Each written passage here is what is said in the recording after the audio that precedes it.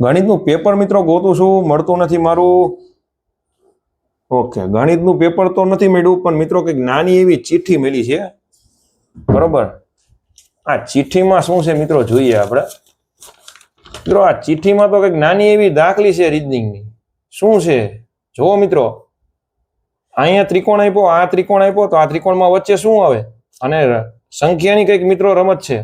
Video stop કરીને મિત્રો તમે મને કહો કે અહીંયા વચ્ચે શું આવશે.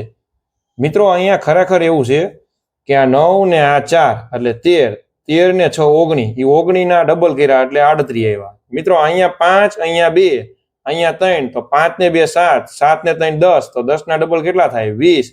તો મિત્રો આનો જવાબ હવે તમે મને દઈ શકો છો કે 4 અને 3 ને 7, 7 ને 2 કેટલા થાય 9, તો 9 ના ડબલ મિત્રો કેટલા થાય 18. તો આનો જવાબ કેટલો આવે 18.